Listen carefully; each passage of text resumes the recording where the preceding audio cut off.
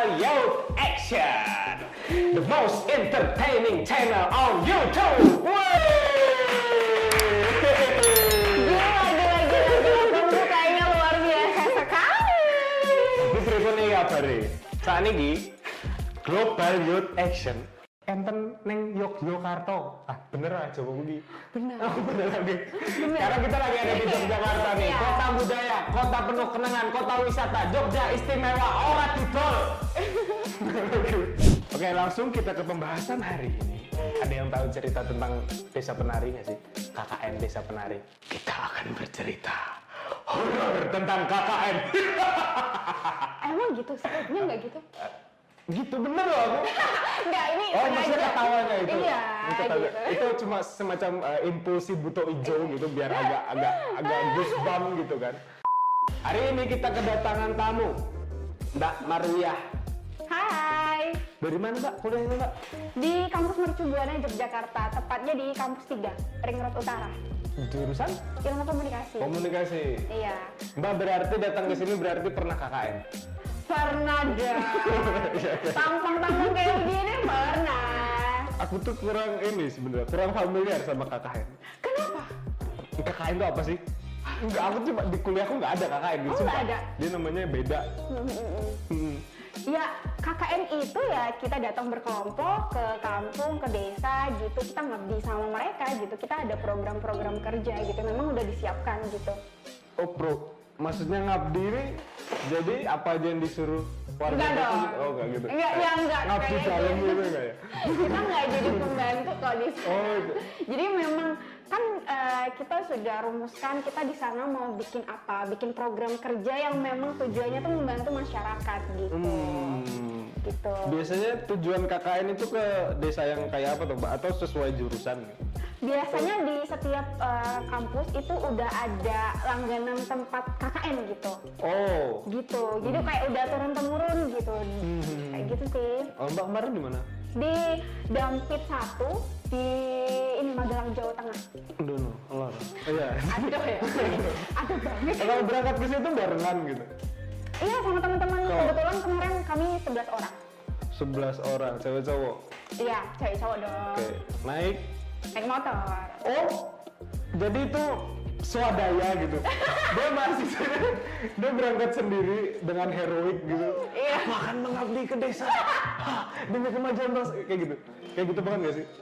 Atau apa Sebenarnya gitu? nggak dramatis kayak Mas Pasha ya, enggak Oh, nggak gitu.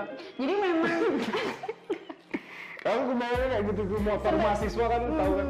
Kayak tapi kan ini kami kan juga apa namanya tergantung tempatnya ya gitu. Kemarin itu alhamdulillah aksesnya tuh bisa gitu dan mudah gitu. Jadi udah pakai motor biar cepet juga. Nah, kenapa juga kami pakai motor? Kan di sana kami selama 1 bulan ya. Kalau kamu mau ke pasar ya kali kami jalan kaki. Aduh, capek dong. oh begitu. Nah tidurnya di mana? Hotel? Nah, tidurnya Oh sorry, desa nggak mungkin ada. Oke, desa. itu udah disediakan gitu. Jadi di sana itu ada yang namanya Pak Dukuh. Pak Dukuh tuh kayak ketua RT gitu loh. Jadi dia yang memberikan fasilitas, ditanyain gitu, kamu mau kalian mau tinggalnya di rumah satu kalian bareng-bareng atau mau ikut sama orang gitu kan. Nah, kami pada saat itu lebih milih untuk tinggal satu rumah bersama-sama gitu karena lebih mudah aja koordinasi gitu. Kalau ikut orang tuh kayak agak risih, sungkan gitu kan. Gitu. Terus juga ada yang namanya induk semang. Induk semang itu orang yang apa ya, ngasih tahu kita ya kayak ibu angkat kita gitu. Jadi kalian punya ibu di situ? Pasti. Nggak punya bapak tapi? Ada dong. Oh, ada. Nggak maksudnya di sana di kampung kan induk. Ada. Oke. Ada. Gitu. Aku nggak tahu aja kabarnya gimana Bu Dukuh kalau Pak Dukuh nyambut kalian. Oke lanjut. Oke, jadi KKN kemarin kamu ngapain aja? Banyak sih, selama 1 bulan itu waktu minggu pertama itu memang kami fokus untuk pengenalan dengan warga-warganya gitu ya, terutama juga kepada sesepuhnya, kemudian juga pemuda-pemudanya gitu kan. Nah, kenapa kami waktu 1 minggu itu kami intens ketemu sama mereka, karena kami tahu program kerja kami itu membutuhkan banyak orang bantuan gitu kan. Yes. Jadi kami harus dapat nih mereka gitu supaya koordinasinya mudah gitu.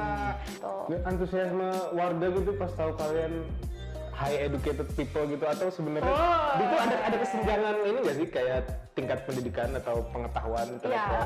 Oh gitu. Nah, kebetulan di desa kami, di desa kami waktu KKN. karena mereka tuh hamba-hamba jadi kayak berasa keluarga gitu kan. Nah, jadi tuh mereka itu gimana ya, pendidikannya itu rata-rata tuh menengah ke bawah gitu.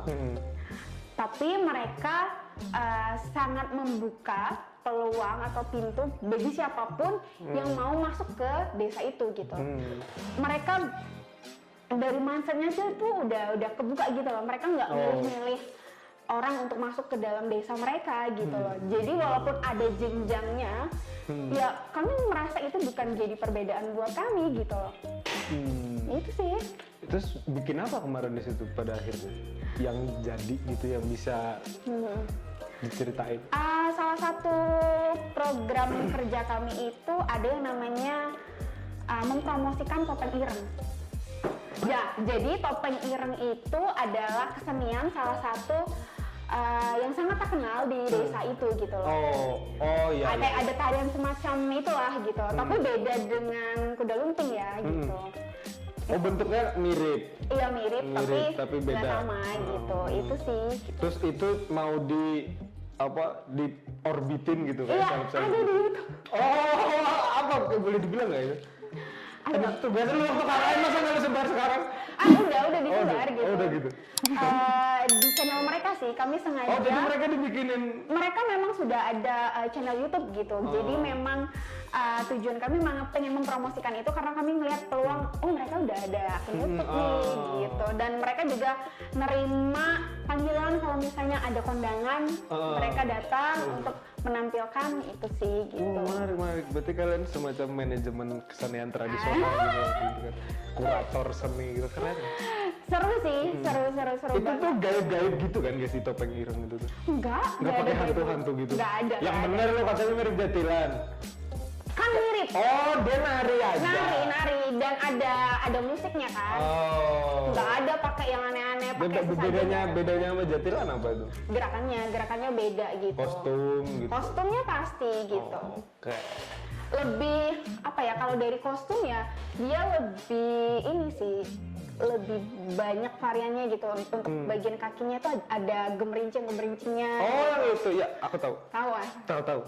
Sumpah. Tahu kan? Terus di bagian kepalanya itu kayak ada bulu-bulu burung-burung gitu loh. Gitu. Itu sih. Terus waktu garap itu gitu sama teman-teman gitu, ada nggak peristiwa keseharian yang nggak kamu temukan di desamu pada awalnya? Jadi kayak yang ini cuma ada di desa ini nih. Ada sih. Ada. Ayo kita bikin seperti apa ya? Hampir serupa tapi nggak sama.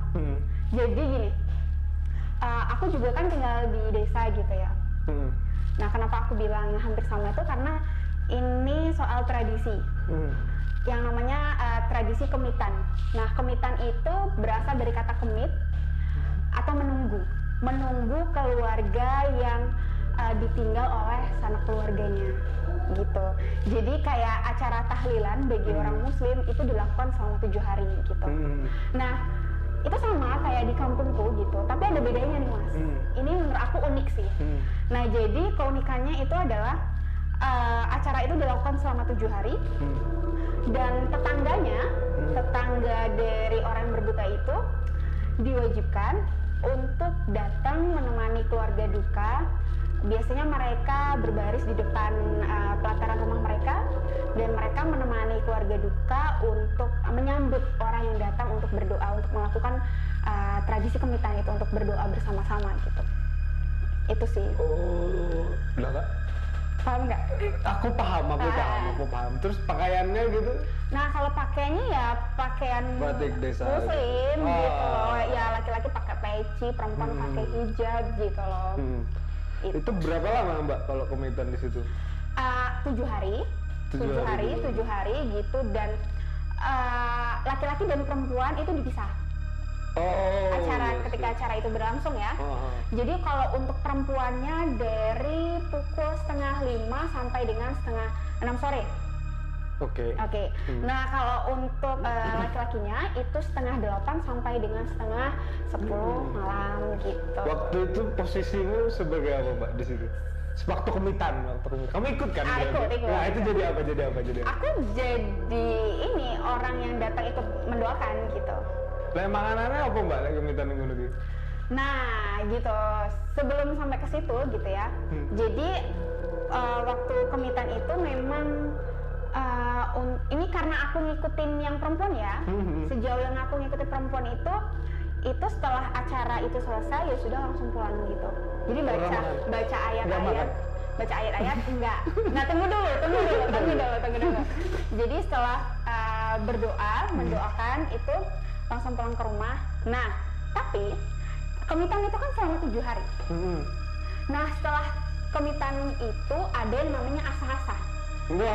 Atau cuci piring yang dilakukan secara massal, dan itu dilakukan di hari ke-8.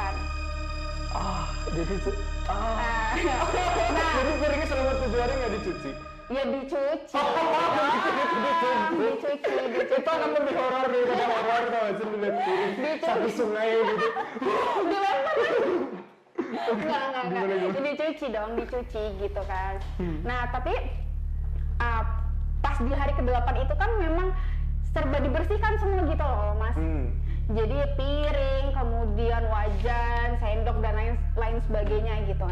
Nah itu dilakukan waktu pagi hari setelah selesai sholat subuh. Bayangin waktu dingin-dingin jam 5 pagi warga satu kampung datang ke rumah untuk cuci piring bersama gitu. Oh itu di satu rumah? Iya. Wow. Jadi di depan itu udah disediain tempat gitu. Ada yang untuk ibu-ibu nih langsung aja mereka tuh gesit, ada yang ambil air, ada yang langsung nyuci piring, bilas, nyusun gitu. Nah peran si bapak-bapaknya itu mereka lebih ke pekerja yang memang membutuhkan ini tenaga berat gitu. Kayak nyusun kursi, bongkar tenda gitu. Dan juga pemuda-pemudinya juga ikutan bantu gitu. Kalau pemuda yang paling gesit waktu itu siapa Mbak? Aduh, kok nanya ini? Enggak, aku tuh cuma kayak mau review gitu, maksudnya mereka punya nggak sih kayak skill tertentu gitu waktu, kan itu kebudayaan gitu ya. Pasti kayak ada, kalau dia nyuci piring itu cultural banget gitu, gimana gitu. Kalau atau pemuda atau pemudi gitu yang paling keren kerjanya menurutmu di situ siapa? Ada yang namanya Hanoman. Hanoman tuh maksudnya dia tugasnya itu adalah membantu menyiapkan makanan. Oke. Wow. Bukan. Iya, maksudnya keren banget. Aku kebayang deh udahin makanan tapi lompat-lompat. Gitu. Enggak. Nah, jadi aku selesaiin cerita yang asa-asa itu tadi ya. Jadi ketika asa-asa ini selesai gitu kan. Nah, kami ini yang sudah selesai itu dihimbau untuk masuk ke dalam rumah. Untuk masuk ke dalam rumah, terus ada ucapan terima kasih dari tuan rumah atau yang mewakili karena selama kemitan itu sampai asa-asa kami mau ngebantu mereka gitu. Nah, terus itu tadi baru kami disuguhkan untuk makan, minum gitu, teh hangat biasanya gitu. Itu berarti yang ditinggalkan itu sedih atau gimana? Sedih. Pasti sedih lah. Aku bisa selama 7 hari atau? Iya. Nah, menurut aku ya Mas ya, itulah kenapa kemitan itu menarik gitu.